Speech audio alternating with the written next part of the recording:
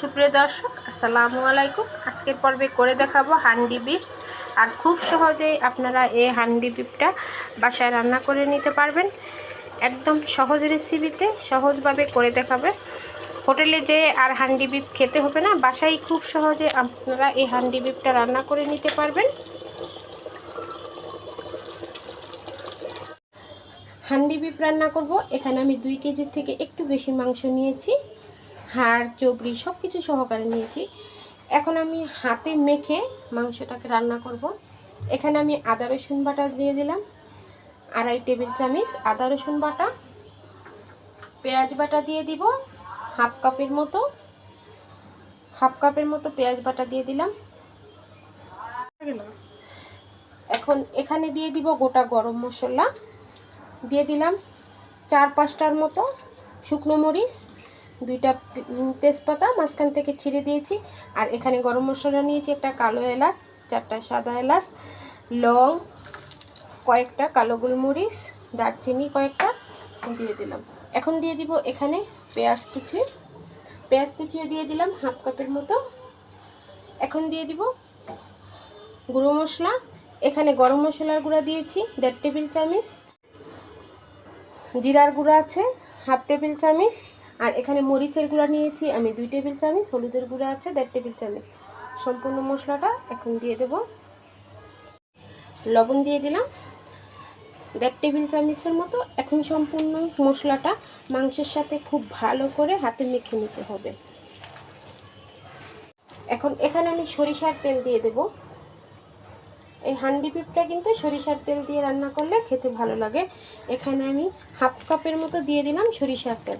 এখন খুব ভালো করে হাতের সাহায্যে মাংসটাকে ম্যারিনেট করে নেব। এখানে হান্ডি বিফ রান্না করার জন্য আমি একটা হাঁড়ি নিয়েছি। এই যে রান্না করার যে হাঁড়িগুলো থাকে, হাঁড়িগুলো নিয়েছি। এখন যে ম্যারিনেট করে রাখা মাংসটা, সেই মাংসটা আমি হাঁড়ির ভিতরে দিয়ে দেব।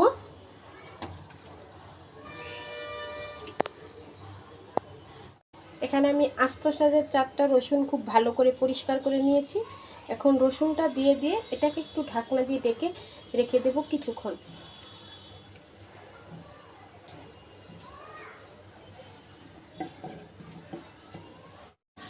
এখন ঢাকনাটা উঠিয়ে নিব। আমি কিন্তু চুলাটা আগে থেকে ধরিয়ে দিয়েছি, আর এখানে কোনো পানি ইউজ করিনি। আমি শুধু আমার হাতটা ধুয়ে একটু পানি দিয়েছি। এখন আমি হাঁড়িটার চতুর্দিকে এরকম একটা আটার ডো করে নিয়েছি, এটা দিয়ে দেব।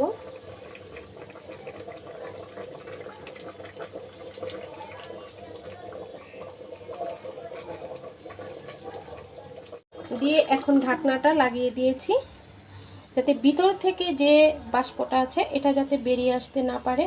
খুব সুন্দর করে এটাকে আমি সিল করে দিয়েছি। এখন এটাকে আমি 1 ঘন্টা রান্না করব, চুলাটা একদম মিডিয়ামে রেখে। আর নাড়াচাড়া কিছুই করতে হবে না। 1 ঘন্টা পরে আবার আপনাদেরকে দেখাবো এটা খুলে কেমন হয়েছে। মিডিয়ামে রেখে, একদম মিডিয়াম টু লোতে রেখে রান্না করতে হবে। ফিরে এলাম 1 ঘন্টা পরে। এখন এটাকে চতুর্দিক থেকে যে একটা আটার প্রলেপ দিয়েছিলাম এটা উঠিয়ে নিব। চতুর্দিকে থেকে আটার প্রলেপটা সরিয়ে নিয়েছি। আর এই যে দেখুন কতটা লোভনীয় এবং পারফেক্ট হয়েছে আজকের এই হান্ডি বিফটা। এই যে দেখুন মাংসটা কিন্তু খুব ভালো করে সেদ্ধ হয়েছে। আর আমি একসাথে লবণ থেকে শুরু করে সব কিছুই দিয়েছি, আপনারা দেখেছেন। এটা খেতে এতটা মজা যা বলে বোঝাতে পারবো না। আপনারা একবার বাসায় ট্রাই করে দেখতে পারেন। এই যে দেখুন কতটা লোভনীয় হয়েছে। আর রসুনটাও দেখুন একদম সেদ্ধ হয়েছে, গ্রেভিটাও দেখুন একদম পারফেক্টলি হয়েছে।